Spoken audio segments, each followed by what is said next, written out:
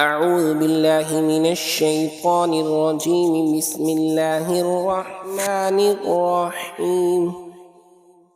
إذا جاءك المنافقون قالوا نشهد إنك لرسول الله والله يعلم إنك لرسوله والله يشهد إن المنافقين لكاذبون.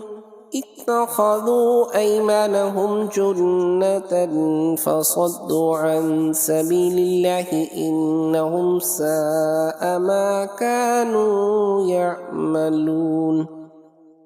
ذلك بأنهم آمنوا ثم كفروا فطبع على قلوبهم فهم لا يفقهون. وإذا رأيتهم تعجبك أجسامهم وإن يقولوا تسمع لقولهم كأنهم خشب مسندة يحسبون كل صيحة عليهم هم العدو فاحذرهم قاتلهم الله أنى يؤفكون. وإذا قيل لهم تعالوا يستغفر لكم رسول الله لووا رؤوسهم ورأيتهم يصدون وهم مستكبرون.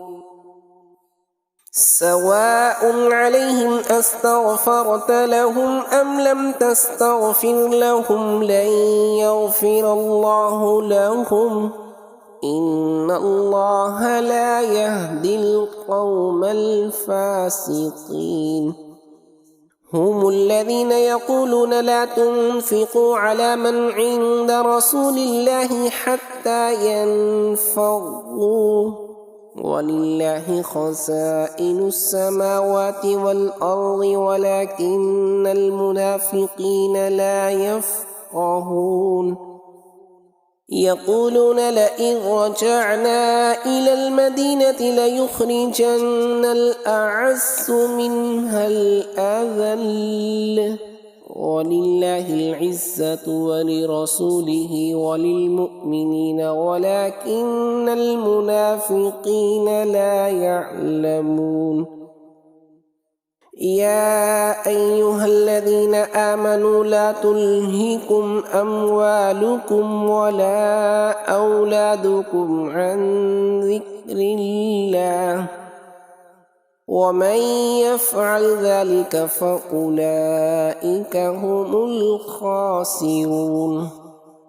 وأنفقوا مما رزقناكم من قبل أن يأتي أحدكم الموت فيقول رب لولا أخرتني إلى أجل قريب فأصدق وأكن من الصالحين ولن يؤخر الله نفسا إذا جاء أجلها والله خبير بما تعملون. صدق الله العظيم.